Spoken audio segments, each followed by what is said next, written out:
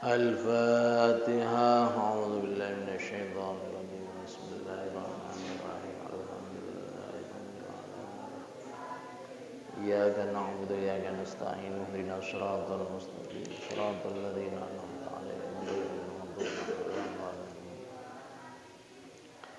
Bismillahirrahmanirrahim. Wal maqalatu tsaminatu wal arba'una. Wal maqalatu utawi pengendikan asaminatu kang nomor 8 wal arba'una lan 40 iku an Wahb bin Munabbih den critakaken saking Wahab bin Munabbih Al-Yamani kang bangsa Yaman radhiyallahu anhu. Maktubun iku den tulis fit Taurati ing dalam kitab Taurat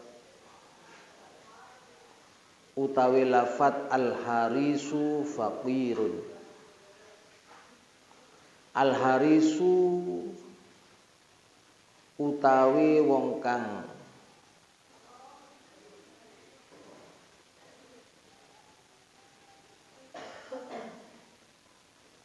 ngungsa iku faqirun fakir. Al-haris utawi wong kang ngungsa utawa wong kang luba iku faqirun iku fakir. Ai talibu tegese utawi wong kang nupri li syai'in maring suwiji-wiji bijtihadin kelawan nemen-nemeni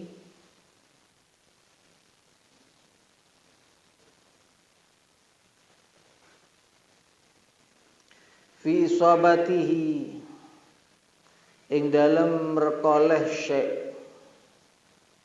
fakidun iku wong kang kesepene lima maring apa-apa yahtaju kang butuh sapa si talib ilahi maring emas. Wa in kana malikud dunya wa in kana malikat dunya wa in kana lan sanajan ana sapa si haris iku malikat dunya iku wong kang memiliki wong kang miliki dunya. Ai ma bainas sama'i wal ardh tegese apa-apa bainas sama'i kang tetep ing dalem antarane langit wal ardi lan bumi minal amtiati bayane pira-pira bondo dunya wal jawahiri lan pira-pira suca atau pira-pira barang kang indah kang edi. Wal muti'u utahe wong kang taat wong kang bekti wong kang taat lillahi ta'ala mari Allah ta'ala iku muta'un iku kang ten taati linasiti ning manungsa wa ingkana sanajana ana sapa si muti ail muti tegese wong kang taat iku mamlukan iku den miliki atau budak ai abdan tegese budak linasikati manungsa. Wal qani'u lan utahe wong kang nerima aisakinu tegese wong kang anteng asakinul qalbi tegese wong kang anteng atine inda adamil ma'lufati ing dalem nalika ora anane pira-pira perkara kang den senengi warradi lan wong kang ridha biskismatillahi ta'ala kelawan pembagiane Allah Ta'ala iku ghaniyun iku wong kang sugih Wa ingkana sanajana iku ana sapa si qani iku jaian iku wong kang luwe wa harabat lan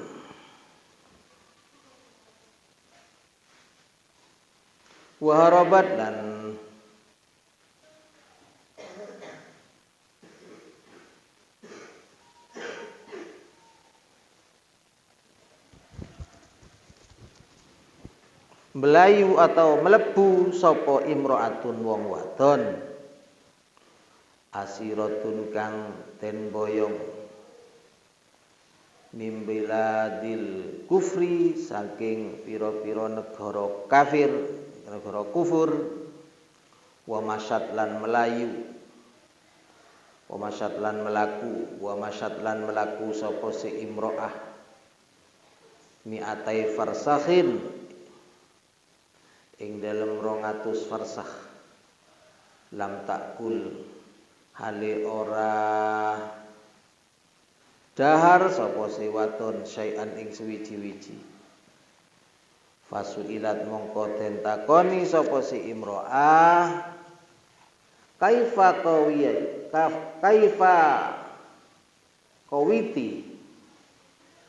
hale kaya apa kawiti kuat sapa sira wadon alal masyi ing atase melaku bila aklin kelan tanpa mangan faqalat mongko jawab sapa si wadon atau ibu amang kulama ju'atu ing dalam semongso-mongso luwe sapa si ingsun Qara'tu maca sapa si ingsun qara'tu mongko maca sapa si ingsun qul huwallahu ahad ing qul huwallahu ahad talata marratin kalawan telu pira-pira ambalan fa asba'u mongko warak sapa si ingsun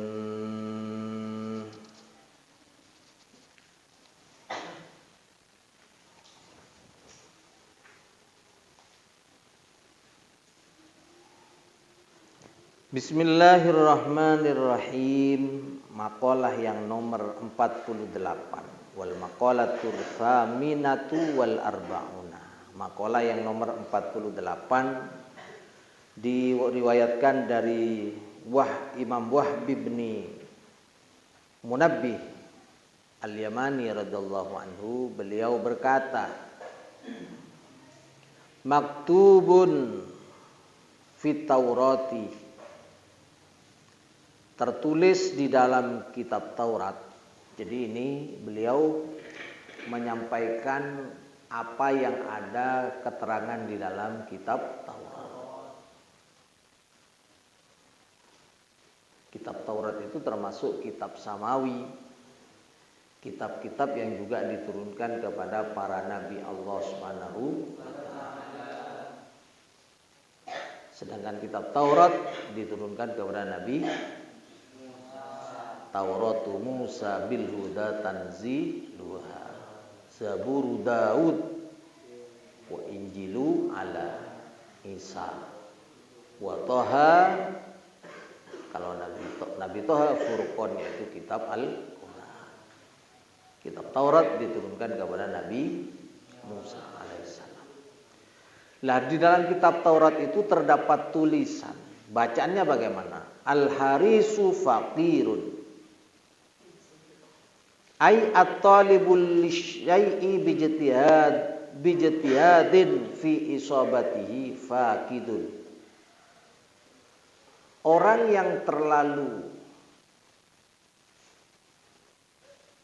menggebu-gebu untuk mencari sesuatu yang ia butuhkan untuk memperoleh itu berarti fakirun, mereka itu adalah orang fakir. Bahkan dikatakan fakidun, orang itu dianggap tidak memiliki apa-apa. Lima yahtaju ilaihi, terhadap apa yang ia butuhkan. Jadi orang jika terlalu menggebu-gebu, terlalu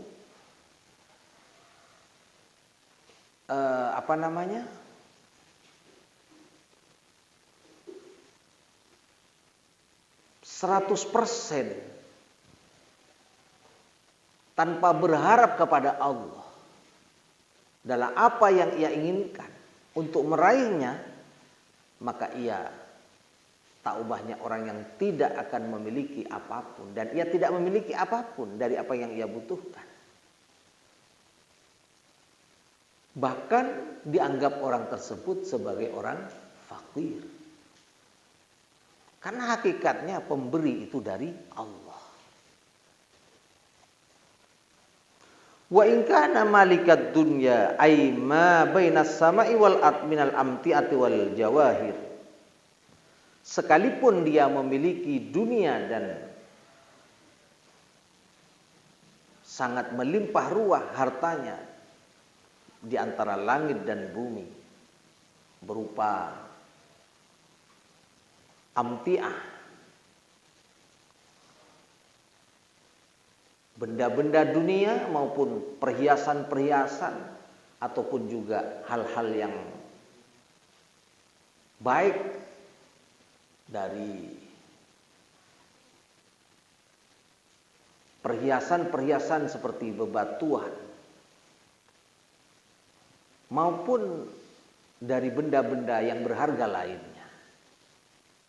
Lah, ini sekalipun memiliki sebanyak itu, tetapi terlalu cinta dunia, terlalu dia mengejar dunia atau mengejar sesuatu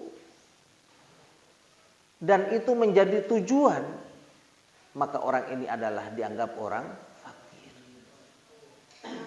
Lah, sebenarnya sih bagaimana yang benar dan tepat bagi seorang manusia? Tentunya adalah kita menerima dengan apa yang menjadi pemberian Allah. Dan itu bukan tujuan. Nah, orang yang haris terhadap hal-hal duniawi, maka itulah hakikatnya adalah orang fakir. Yang menggebu-gebu, yang sibuk hanya dengan urusan duniawi sehingga melupakan hal-hal yang ukhrawi, maka ini berarti hakikatnya adalah orang yang fakir. Paham itu? Wal muti'u lillahi ta'ala muta'un linnas wa in kana al muti'u mamlukan. Sedangkan orang yang taat dan patuh akan perintah Allah itu muta'un linnas, akan menjadi orang yang ditaati manusia, wa in kana mamlukan, walaupun dia seorang budak. Menurut pandangan umum manusia, menjadi budak itu adalah hal yang rendah. Tapi karena taatnya kepada Allah luar biasa dalam melakukan ibadah dan semua yang menjadi perintah Allah, maka ia akan menjadi orang yang ditaati oleh kalangan manusia. Demikian pula wal qani'u aisakinul qalbi inda adamil ma'lufat warradi bi kismatillahi ta'ala ghaniyun. Orang yang senantiasa menerima atas apa yang menjadi bagian Allah kepadanya. Allah yang telah memberinya bagian dan ia menerima serta legowo hatinya. Menerima apa yang menjadi pemberian Allah kepadanya. Ridho terhadap apa yang menjadi pemberian Allah kepadanya. Walaupun sedikit yang ia miliki, hakikatnya adalah ghaniyun, dia orang yang kaya. Wa in kana ja'ian, walaupun dia kondisinya lapar.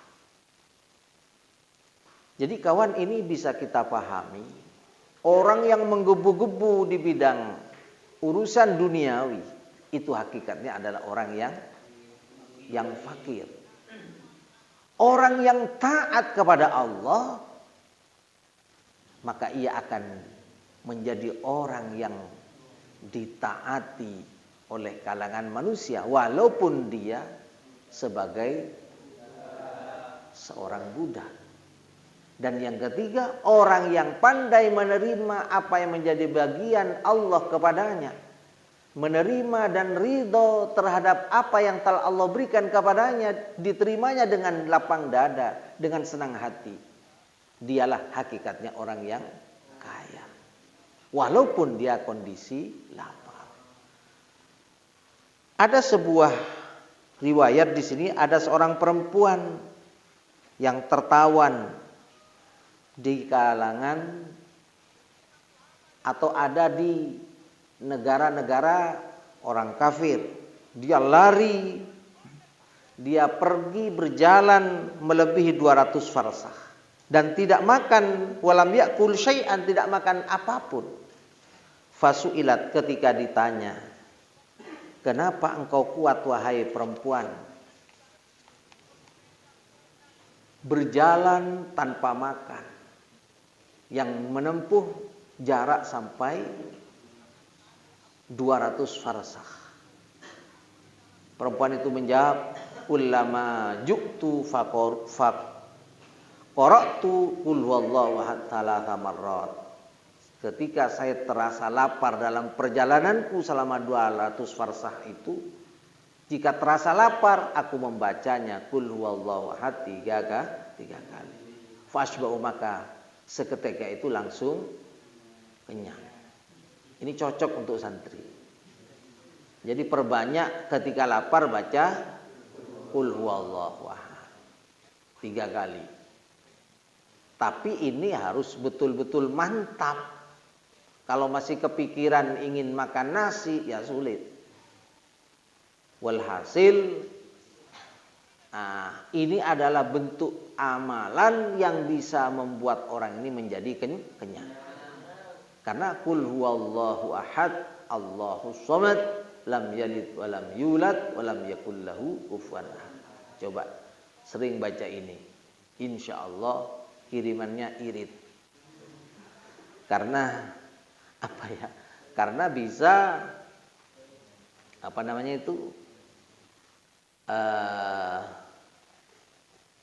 di samping kirimannya irit kan jarang makan. Tapi kalau sekiranya bisa menjadi penyebab dirinya sakit, jangan sampai kalian lakukan. Lihat kondisi.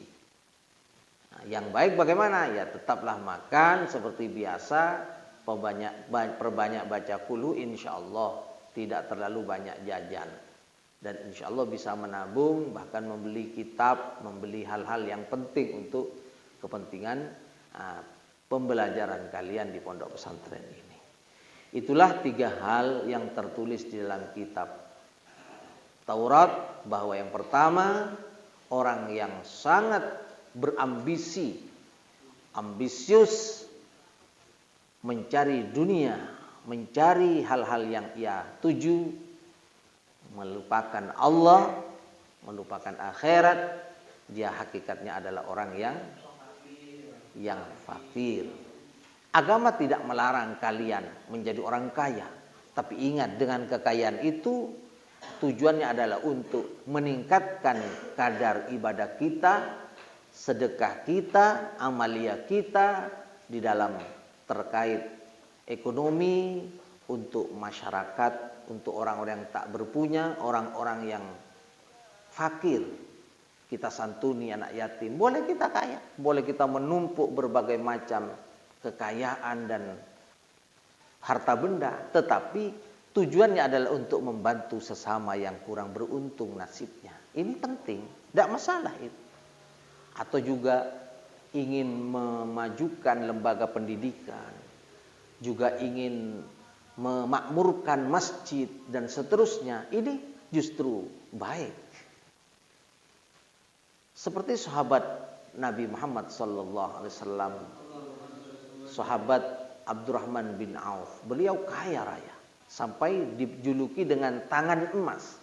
Jadi apa saja yang dipegang beliau, uang umpamanya kemudian dibelanjakan dan diatur untuk dilakukan perbisnisan dan seterusnya, ini senantiasa terus hasil dan meraih laba yang luar biasa. Tetapi semuanya untuk perjuangan agama.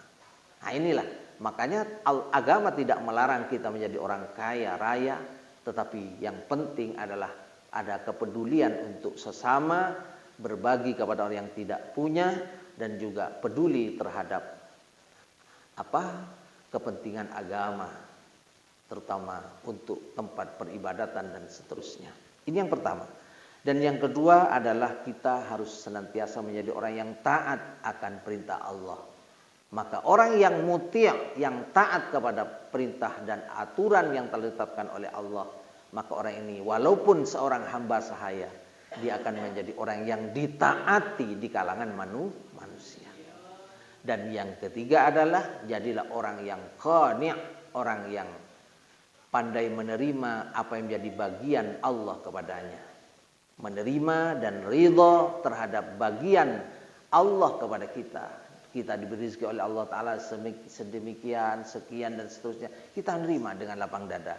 Dan disadari bahwa inilah yang mungkin membuat dirinya menjadi orang yang semakin mapan ibadahnya, semakin mantap cara kehidupannya, sehingga tidak melalaikan dan tidak disibukkan dengan urusan dunia. Dia terima itu. Kadang-kadang ini kita tidak menerima dengan kondisi seperti itu. Melihat tetangga kanan kirinya banyak duit, banyak kepentingan urusan dunianya, mungkin di dalam menuruti hawa nafsunya tidak tercapai, kemudian dia tidak menerima apa yang menjadi bagian Allah kepadanya. Padahal Allah memberinya bagian kita seperti itu. Ini adalah ada hikmah yang luar biasa di dalamnya. Mungkin kalau kalian ditambah dunianya atau harta bendanya ditambah lebih banyak, khawatir kalian lalai. Seperti cerita sahabat Nabi ketika diberi keadaan yang miskin oleh Allah Subhanahu wa taala, ditakdir jadi orang yang tidak berpunya. Itu justru rajin ibadahnya, bahkan rajin sholat berjamaah bersama Rasulullah Sallallahu Alaihi Wasallam. Dia berkali-kali minta doa kepada Rasul, ya Allah, ya Rasul, tolong doakan aku, semoga aku menjadi orang yang kaya. Rasulullah senantiasa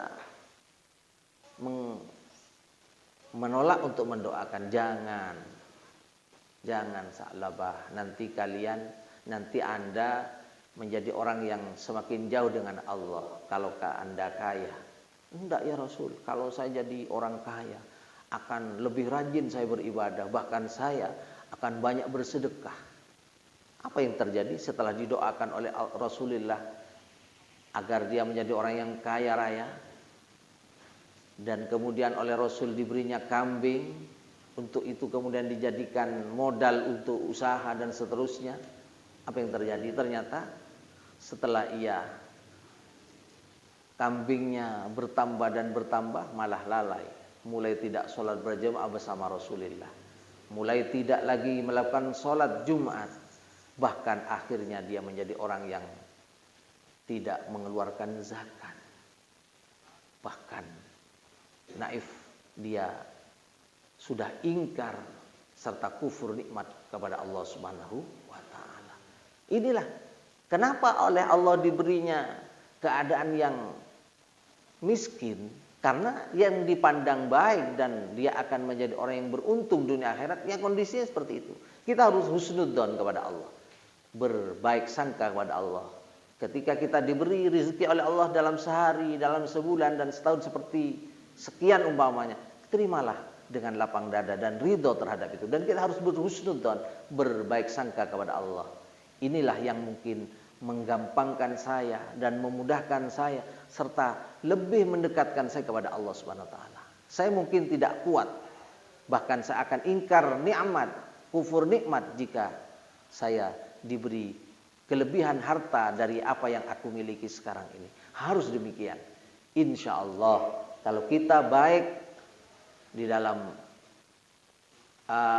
berpraduga kepada Allah dan menerima terhadap apa yang menjadi bagian kita, insya Allah akan menjadi orang yang kaya hatinya dan orang yang bahagia dunia akhirat. Amin Allahumma amin. Rabbana anfa'na bima 'allamtana Rabbi 'allimna alladhi yanfa'una Rabbi faqihna wa faqih ahlana wa qarabatin lana fi dinina Rabbana anfa'na bima 'allamtana Rabbi 'allimna alladhi yanfa'una Rabbi faqihna wa faqih ahlana wa qarabatin lana fi dinina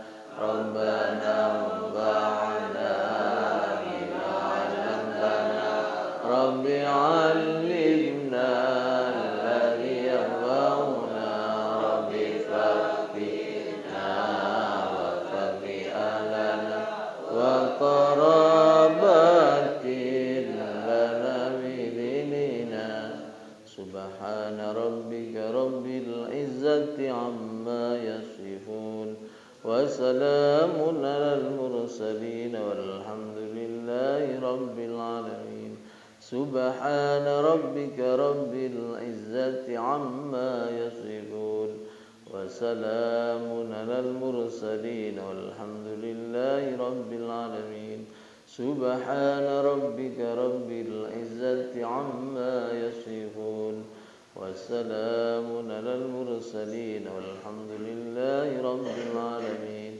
Rabbana taqabbal minna wastajib du'ana wa hasil maqasidana waqdi jami' hajatina wa tammim amalana wa shmadana وصحي جسادنا ونور قلوبنا وانفع بارك بعلومنا ببركات الفاتحة الرحمن الرحيم مالك يوم الدين اهدنا الصراط المستقيم صراط الذين أنعمت عليهم اللهم صل على